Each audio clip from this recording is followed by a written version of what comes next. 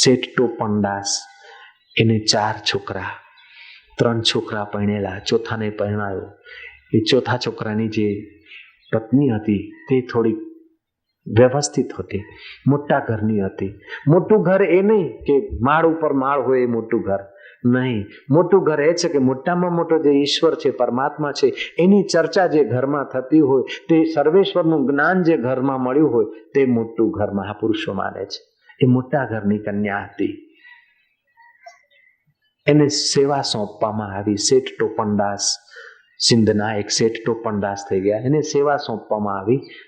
સૌથી છેલ્લી વહુને સેવા આપવામાં આવી કે સસરાજીને માળી હાર આપી જાય એટલે પૂજાના ઓરડે ઉંબરે મૂકી આવવાનું. સસરાજી થાળી વગાડે, 2 ટકોરા મારે એટલે ઘી થઈ રહ્યું છે એમ સમજવાનું. 3 ટકોરા મારે એટલે ગંગાજળ લઈ જવાનું એમ સમજવાનું. કોઈ વખતે 4 ટકોરા મારે એટલે ઠાકોરજી માટે થાળ લઈ જવાનું. એ રીતે કોડવડ બધી વ્યવસ્થા એને શીખવવામાં આવી. 1 દિવસ, 2 દિવસ, 3 દિવસ થયા. એમ કરતા કરતા છોડી પરણીને આવી. 18મો દિવસ થયો. બહાર કોઈ માણસ આવે ને એને અવાજ મારી, શેઠ ટોપણદાસ આહે? એટલે ટોપણદાસ છે. પેલી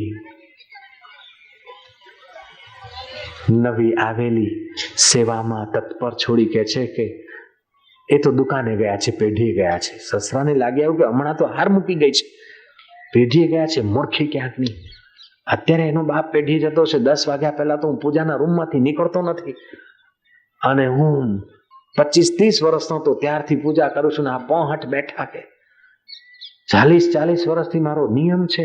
દુનિયા જાણે છે કે 10 વાગ્યા પહેલા શેઠ ટોપણદાસ પૂજાના રૂમમાંથી બહાર નથી નીકળતા ને આ મારા નામનું આવું બબડે છે. એવામાં થોડી વારથી બીજો માણસ આવ્યો, શેઠ ટોપણદાસ આહે? કે આહે તો સહી, આહે તો સહી, પર पंहिंजी नुंह खे वेठो समझाए, दड़का पियो ॾे. પોતાની વહુને સમજાવે છે ને ધમધમાવે છે. સસરો કે મારી વાલે આ તો રે રે રે રે, મેં તો હજી એને તું નથી કહીને આ મારા નામનું આટલું જૂઠાણું. હે ભગવાન, કલયુગ, ઘોર કલયુગ. હે મુંहिंजा ભગવાન झूलेलाल साईं, हाणे 10 वॼाए त ॿाहिरि निकिरा, हुनजो चोटो पटाए ॾिनाजो. હવે તું 10 વગાડ મારા ઝૂલેલાલ ભગવાન, હું બહાર નીકળું એનો ચોટલો પકડું. કેમે કરીને 10 તો વાગે ત્યારે વાગે, પણ હવે મન લાગે નહીં ત્યારે જાણે ઘડિયાળ મરી ના ગયો, એનો કાંટો જ જાણે ચીપકી ના ગયો. એટલે તને ગુંદર લાગ્યું છે શું? કાંટાને ધમધમ આવે કાકો. घड़ी मर गई क्या हुआ? चलती नहीं, खटखट होता और कांटा नहीं बदलता. जहाँ लखना लत थी वो घड़ियाल हुआ, थिक थई वहां थिक थई. ઘડિયાળાને ધમધમ આવે. બોલો, હૈયું ઉકળે ને પછી ખબર ના પડે કે ધમધમાવાથી શું મળશે. જય શ્રી કૃષ્ણ. એવામાં ત્રીજો પ્રસંગ થયો. કાકાએ તો ઘડિયાળને ધમધમાવી, વળી પાછા રીધમમાં લાગ્યા. મનમાં આવ્યો કે ગઈકાલે 1 રૂપિયો આપ્યો જોડા સીવડાવવાનો, પણ બરાબર સીવ્યા નથી ને આજે મોતી ધમધમાઈને બરાબર. થોડા એવા વિચારો ચાલ્યા. એવામાં ત્રીજો માણસ આવ્યો, શેઠ ટોપણદાસ આહે? વોએ કીધું આહે તો સહી, પર મોતી ખા મુફત में तो चंपल सुबाए. આહે તો સહી છે તો ખરા, પણ મોચીની સાથે વાટાઘાટમાં લાગ્યા છે. આજે મફત ચંપલ સીવડાવવાનું પ્લાનિંગ ચાલે છે, એટલે અત્યારે તમને મળી શકશે નહીં. સસરાનું તો પિત્તો ગયો ભેસાન ફોટ બના, એ નો આય કા ડાઈણ આયા ઘર મે દે જાજી બના. ઉછળ કૂદ કરે. પૂજાના રૂમમાં બેઠા છે છતાંય પૂજા નથી. હો, જય શ્રી કૃષ્ણ. સેવાના રૂમમાં બેઠા છે પણ કંઈક બીજું છે. ગીતાની સેવા કંઈક નિરાળી છે. સેવાના રૂમમાં બેસો તોય સેવા, અને બજારમાં બેસો તોય સેવા થાય, એવી ગીતા છે. ગીતાનું જ્ઞાન અનેરું છે. સમજતો યોગ. ઉછળ કૂદ શનિ આરામ, પછી જોઈશું, મળીશું. એમાં કૂદકા મારવાની વાત શું છે? થયું તો થયું. આપણા શરીરની નિંદા થાય છે. જૂઠું બોલે છે તો એની ના સમજ છે. આપણે હૈયામાં હોળી કરવાની જરૂર શું છે? હરે ઓમ તત્સત, બીજું બધું ગપસપ. એમ કરીને હૈયામાં ટાઢક વાળી હોત તો શું વાંધો હતો? જય શ્રી કૃષ્ણ કહી દો ને તમે. આ બધી તમને કામ આવે એવી યુક્તિઓ છે. હો, તમારે કોઈક વખતે ટોપણદાસ આવ્યું થશે, અમથા કાકા છે, ચનાભાઈ છે, કેશુ કાકા છે, અને કોઈ કહે શકે છે પણ ફુરસત નથી. એટલે તમારે કઈ કૂદકું આવે ત્યારે આ જ્ઞાન કામમાં લાવવાનું. જય શ્રી કૃષ્ણ. કેમે કરીને ઘડિયાળે 10 વગાડ્યા. હાશ, આજે તો જાણે 10 દાડા ના થયા હોય. મનનો સ્વભાવ છે, જ્યાં મન લાગે ને ત્યાં કલાકો કલાકો જાણે જલ્દી વીતી ગયા, અને મન ન લાગતું ને ત્યાં તો અડધો કલાક જાણે 10 કલાક જેવો ના લાગતો હોય એવું થાય. બહાર નીકળ્યા, ટોપણદાસ છેલ્લી નાની વહુને બોલાવ કે હેડાચ. હેડાચ એટલે હેડાચ, હેડાચ. જસોદા, જોશના, જસોદા છાનાલો થઈ ગઈ, જસોદા જોશના. હેડાચ, હેડાચ, સમજી ગયા ને તમે? હેડાચ, હેડાચ એટલે અહીંયા, અહીંયા. કેટલા વર્ષ થયા છે તને? તુની ઉંમર કેટલી આય? હવે છોડીએ. જે જવાબ આપ્યો છે ખરેખર અનેરો જવાબ આપ્યો છે. જાણે શ્રી કૃષ્ણનું તત્વનું અનુભવ ના બોલતી હોય. છોકરી કે છે, સસરા પૂછે છે તને કેટલા વર્ષ થયા છે, તારી ઉંમર શું છે? કે સસરાજી મારી ઉંમરનો તો કોઈ અંત નથી, પણ મારા શરીરની ઉંમર 18 વર્ષ ને 18 દિવસ છે. કે તારી ઉંમરનો અંત નહીં? કે ના, આ શરીર પહેલા બીજું શરીર હતું, એ પહેલા બીજું, એ પહેલા બીજું. શ્રી રામ આવ્યા ત્યારે પણ હું હતી ને કૃષ્ણ આવ્યા ત્યારે પણ હું હતી ને સૃષ્ટિ નહોતી થઈ ત્યારે પણ હું હતી, પણ હું કોણ હતી મને ખબર નથી, તેથી અત્યારે તમારા ઘરે બહુ પુત્ર વધુ થઈને આવી છું. આ તો મારું શરીર બદલાય છે, પણ મારી ઉંમરનો કોઈ અંત નથી, કારણ કે હું આત્મા છું. મમઈ વાંશો જીવ લોકે જીવભૂત સનાતન, હું સનાતન તત્વ છું. છાપઈ છે ભેગા સનાતન સનાતન વરી પણ સજો કણી આયા દે જાવે છોરી સીધો ગાલા સીધો. હા, કે સીધું કહું કે 18 વર્ષ ને 18 દિવસ આ શરીરને થયા છે. આપના ઘરે 18 દિવસ થયા છે, 18 વર્ષની હતી આ શરીરનું. મારી આયુષ્યનો કોઈ અંત કે હવે આયુષ્ય ને એ બધું યો છડ સબ માં તો ખા પૂછા તો કૂડ છોતી ગાલાઈ દે. હા, કૂડ છોતી ગાલાઈ, જુઠ્ઠું કેમ બોલે? હું તો હતો પૂજાના રૂમમાં અને માળી હાર આપી ગયો, તું મૂકી ગઈ, અને આ 6 ફૂટ્યો તારો સસો મો 65-70 વર્ષનું ડોસું તું જોઈને ગઈ ને પેલાને કહ્યું કે પેઢીએ જતા રહ્યા છે. કે શરીર તો તમારું પૂજાના રૂમમાં હતું, પણ મનવાભાઈ પેઢીએ પહોંચેલા હતા, તેથી તેને એવું મેં કહ્યું છે. હવે તો ગળે ઉતરી વાત કે હવે કાકાએ પાછું બદલ્યું. હવે જે ક્રોધથી અને આવેગથી બોલતા હતા ને, હવે પોતાની ભૂલ સમજાણી, કારણ કે સેવા તો કરી હતી, સજ્જનતા તો હતી થોડી, સેવા એળે તો જાય નહીં. એકાગ્ર મનથી કરો તો જલ્દી ફળ આપે, પણ જેમને તેમ કરે ઉપરથી કરે તો એળે તો જાય નહીં. કે પુટ ભલા બેરે ભલા તો હવે પુટ આવી ગયા, બેટા પુટ એટલે બેટા. તમારે થોડું શીખવું જોઈએ. જય શ્રી કૃષ્ણ. પુટ ભલા મું તો ખેત દડકા કોણ ડીના, मुंह तो तोखे धमकायो को नहीं तो चो पंहिंजी नुंहं खे पोइ धमकाए, मां त पुट तोखे कुझु कोन चयो, मैं तो दीकरा तने कई नहोतुं कयो, तूं कहती थी कि पोतानी वहूने धमकावे छे. के ससरा जी खरा हृदय थी कहूं ने कि आप कहता था कि या भेसा के 18 दी थया ने आવું कहता था मन थी. પછી ત્રીજો પ્રશ્ન પૂછ્યો ટોપણદાસ શેઠે કે હું મોચીની પાસે તો ગયો ને, તું કે મોચી ખા ચોંપલ पे सुबाई मुफ्त में, छोरी मां मुफ्त में चौंपल सुबाई ने मुई ये चबुआ एडी इज्जत आबरू मुजो नक थी कटी. કે સસરાજી ઇજ્જત આબરૂ તો ઠીક, પણ તમારા મનમાં એવું હતું ને કે આવું બધું તું લાઈ ક્યાંથી, શીખી ક્યાંથી? હાણ તું બુધાય આજ ખા તું મુંજી ગુરુ, આજથી તું મારી ગુરુ. કે હું તો આપની ગુરુ નહીં, પણ જે બ્રહ્મવેતા અમારા ગામમાં સંત પધાર્યા હતા અને એમના શરણે મારા પિતા માતાજી ગયેલા, હું પણ ત્યાં ગયેલી અને મને અંતર ઉપાસનાની પદ્ધતિ ત્યાંથી સાંપડી છે, અને મારા ગુરુદેવે મને પ્રાણ ઉપાસનાની વિધિ બતાવી છે. હું દરરોજ થોડા પ્રાણાયામ કરું છું અને સવારે ઉઠીને પોતાના શ્વાસને નિહાળું છું, તેથી મારું મન અંતર આત્માની સાથે જોડાઈ જાય છે. આત્મા તે પરમાત્મા જે પોતાના મનનો સાક્ષી થઈ શકે, એ બીજાના મનની વાત જાણે એને કંઈ વાંધો પડે નહીં. કે છોરી તું 18 સાલેજી, તારી તો ઉંમર 18 વર્ષની અને તારી પાસે આટલી સમજ, અને મને તો 40 વર્ષ થયા. કે સસરાજી 40 વર્ષથી કોઈ ગાડામાં બેસે તો પણ દરિયા પાર જાય નહીં, પણ 18 દિવસમાં તો હોંગકોંગ ને લંડન ને આફ્રિકા થઈને માણસ પાછો આવે. એટલે જેવું સાધન હોય એવી સાધના ઝડપી થાય. એવી રીતે આજના યુગમાં તમારે ઝડપી સાધનમાં બેસવું જોઈએ. જેમ ટોપણદાસની પુત્રવધુ આત્મ સાધનમાં બેઠી અને જલ્દી ઉન્નતિ કરી શકી, તેવી રીતે અત્યારે ઝડપી જમાનો છે. बदला जमाना तुम भी बदलो, धीमी चाल को छोड़ो.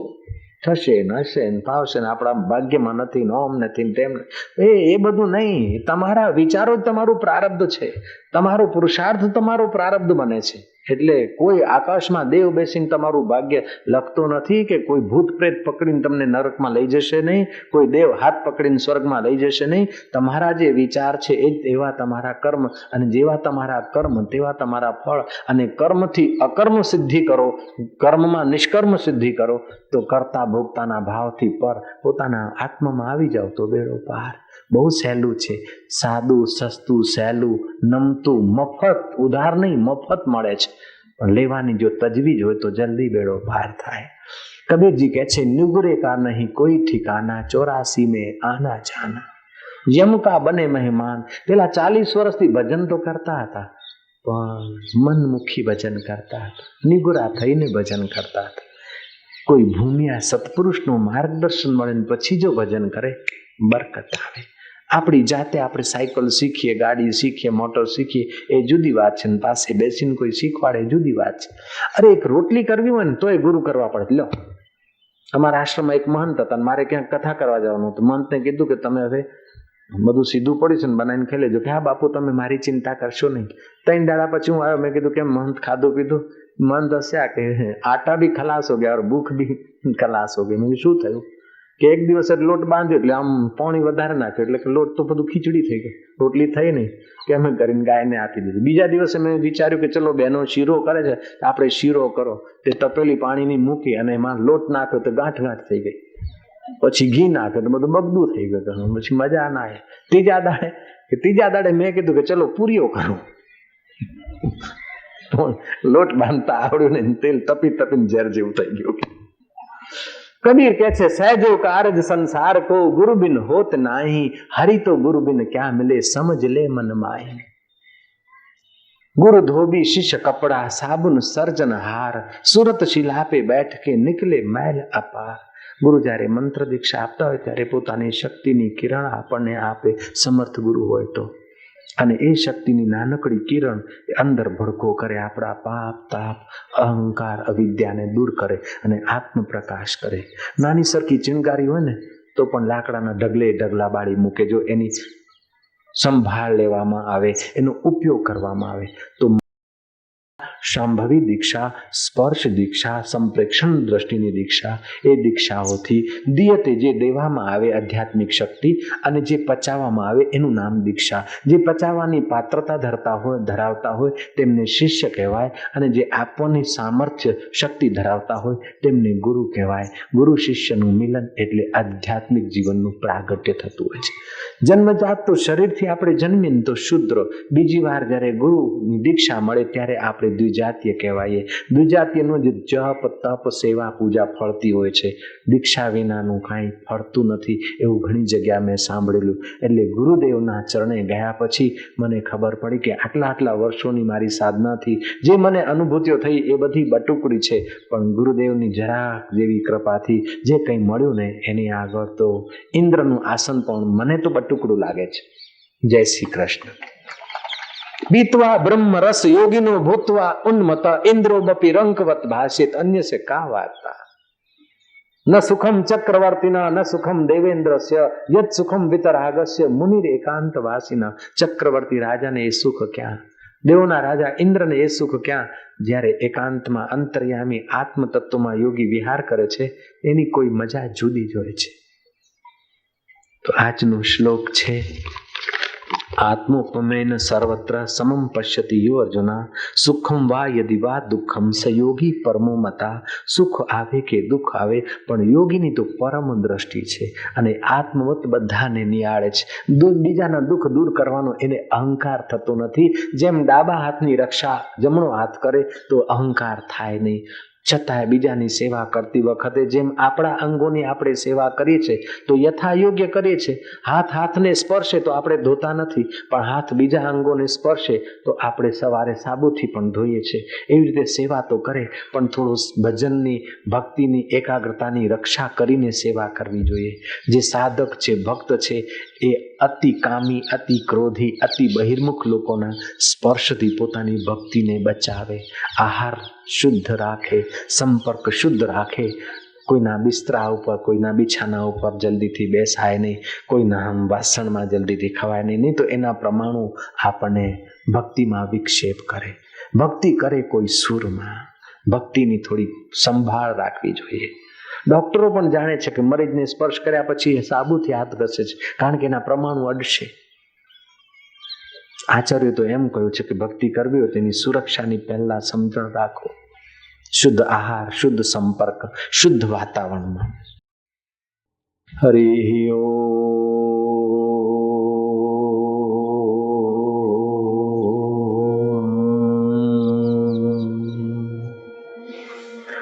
હરિ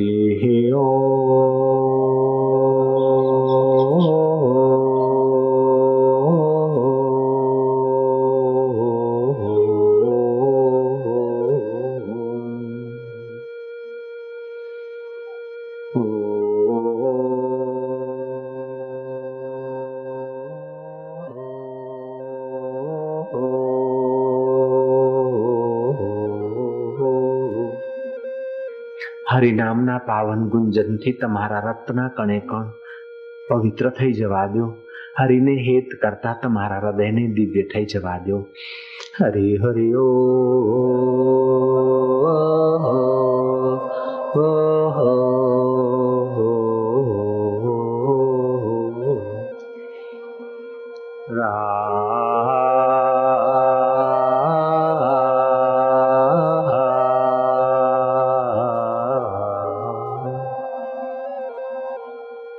તમારા હૈયામાં હરિ વસે છે, એને વહાલ કરો. તમારા હૈયામાં હેત ભરો.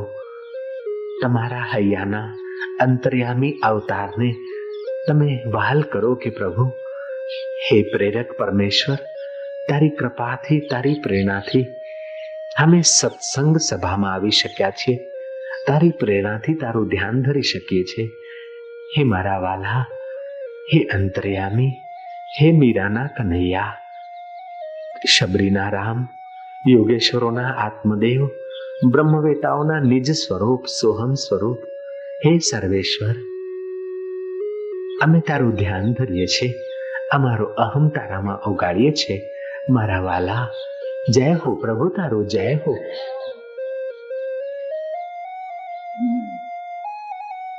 હરે હરે ઓ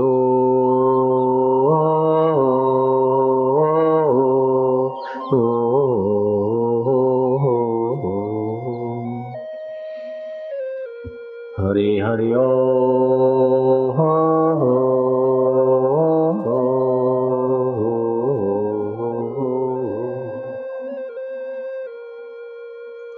મધુરમ મધુરેભ્યોપી મધુરમ મધુરેભ્યોપી મંગલેભ્યોપી મંગલમ મંગલેભ્યોપી મંગલમ પાવનમ પાવનેભ્યોપી